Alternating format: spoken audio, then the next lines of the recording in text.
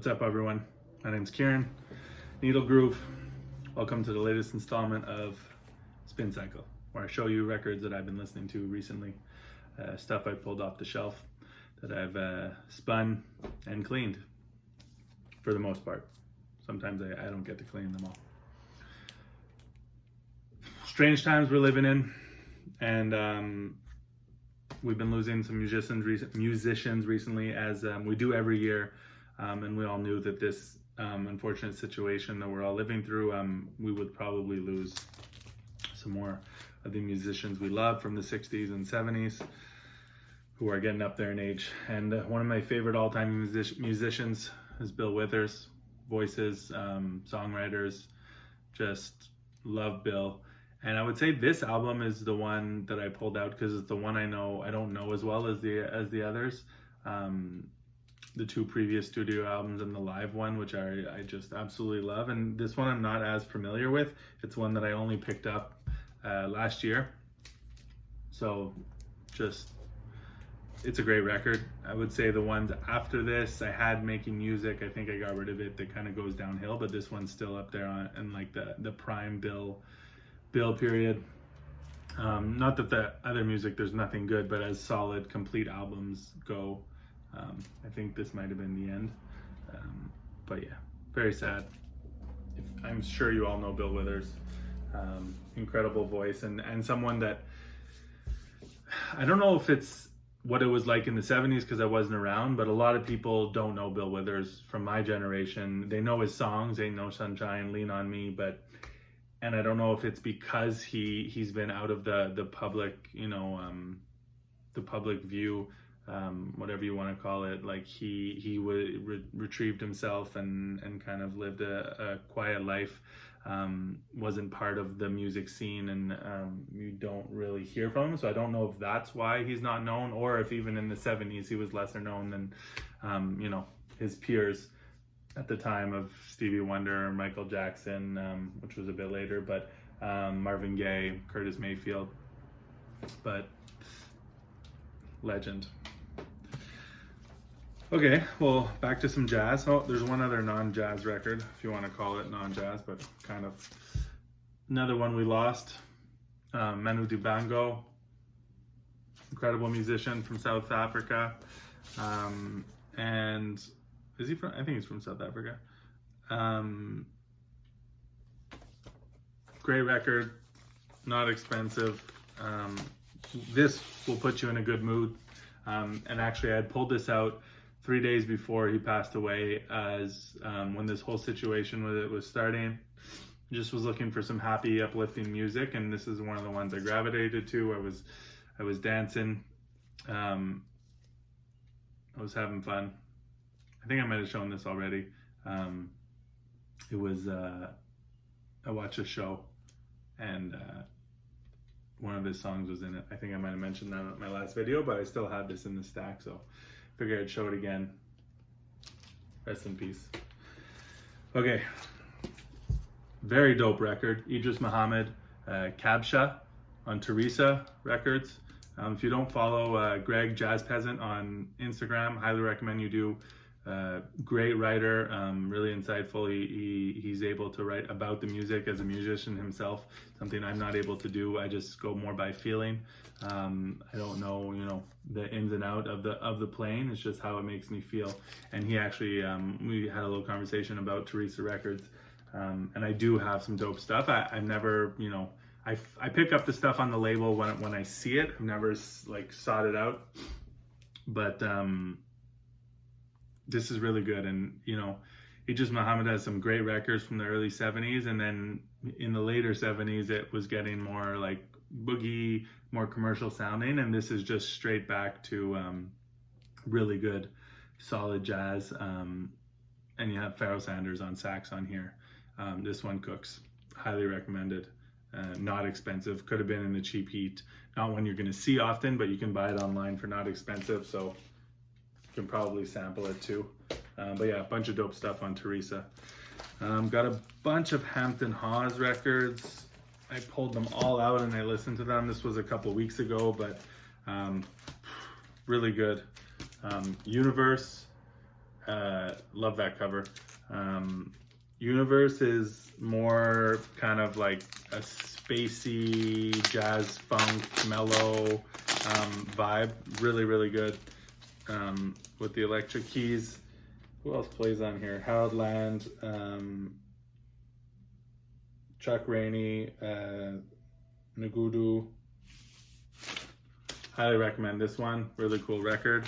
And then this one picks it up a little, funkier, a little more upbeat. Northern Windows with Carol Kay and Spiderweb. And these are both on Prestige. I can recommend both of these. And this one, I can't remember. I remember being like, oh, am I gonna like this one as much? And I did really enjoy it. Maybe not as much as those other two, but I have to listen to this again now. I don't remember. Hadley Calaman's on here. Henry Franklin on bass. Nadugu again. Another just solid session from around the same time on Prestige. This one's called Blues for Walls. So all three of those, if you see them, I would recommend them if you're into like the jazz funk, soul jazz. But with the electric keys, it's killer. Next up, we got Buster Williams on Muse Records. Crystal Reflections. The look of this cover and the title kind of does describe the music. It's a very mellow vibe. This one is not like an up-tempo, intense record.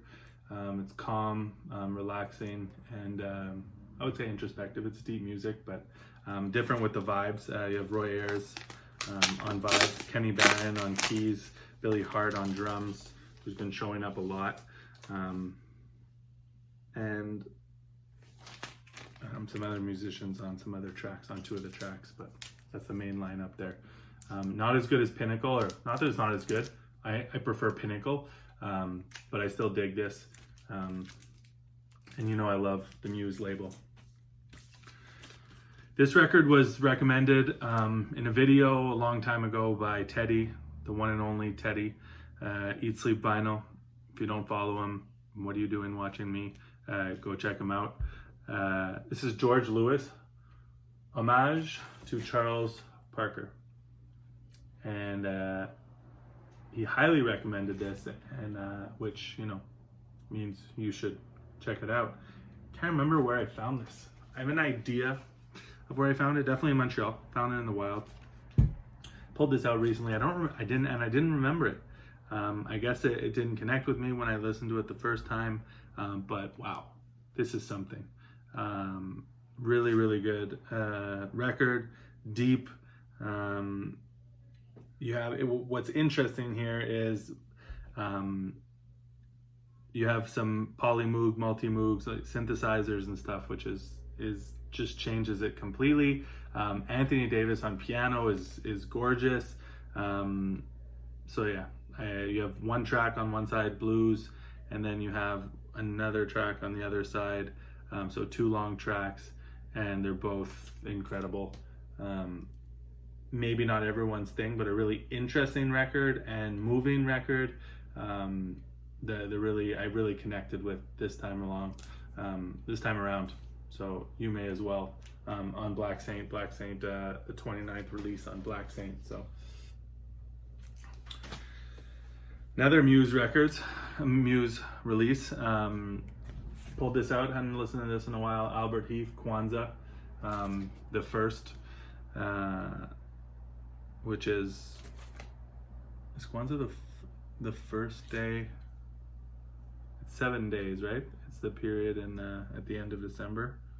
Can't remember. I know I've read about it. Anyway, great record. Albert Heath, Jimmy Heath, Curtis Fuller, Kenny Barron again. Like, am I boring? All the records I pull out, it's often Kenny Barron, Billy Hart, Buster Williams. It's, you know, I like what I like. It's good stuff. Ted Dunbar again on here, who was on that Richard Davis record. Percy Heath on bass. So it's a Heath Brothers record, and I dig it. There's a bunch of good. There's also great Love and Understanding, I think it's called, Jimmy Heath on Muse, or is it on Cobblestone? One of the two. Great stuff. This is one that was in my discard pile, let's call it.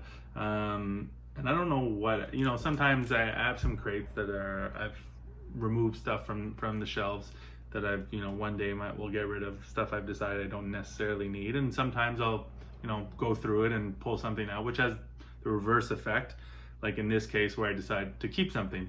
Often when I listen to something and decide like, oh, I actually don't need this, it's not connecting with me. Often it's the moment, sometimes the music is the music, and it's not necessarily something that I enjoy too much, and other times it's just when I'm listening to it, but this one is just a really good, solid early 70s jazz funk record with some really nice breaks.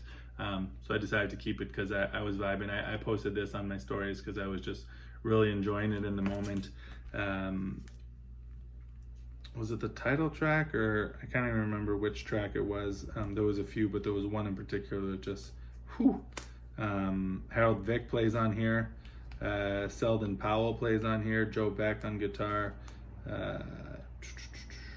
Some dope drums. Who is playing the drums? Grady Tate is playing the drums. So yeah, this is a record that I bought, like one of the first records that I bought, I would say. I remember probably nine years ago, maybe 8 years ago. So not one of the first, but early on, when I didn't really know much about what I knew about jazz was, Blue Note and Prestige, from the 50s and 60s.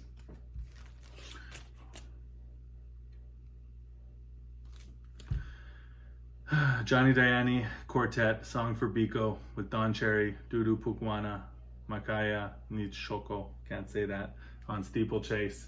I have a couple of these Steeplechase Diani records, and they're just beautiful. Love them. I love bass. If you watch my channel, Richard Davis, Buster Williams, and Johnny Diani is no exception. Not as prolific, but beautiful music. This one is from 1979 on Steeplechase. I believe, is he also from South Africa? I want to say, but I could be wrong, but that's my feeling, is that he's also from South Africa. So that's it. That's another stack. So now I can fill up the shelves and start all over again. This crazy process. Hope everyone's well. Stay positive, stay safe. Starting to get nice out, so if you live in the East Coast where it's been cold for a while, try to get outside, get some sun, go for a walk, and keep the needle in the groove. Peace.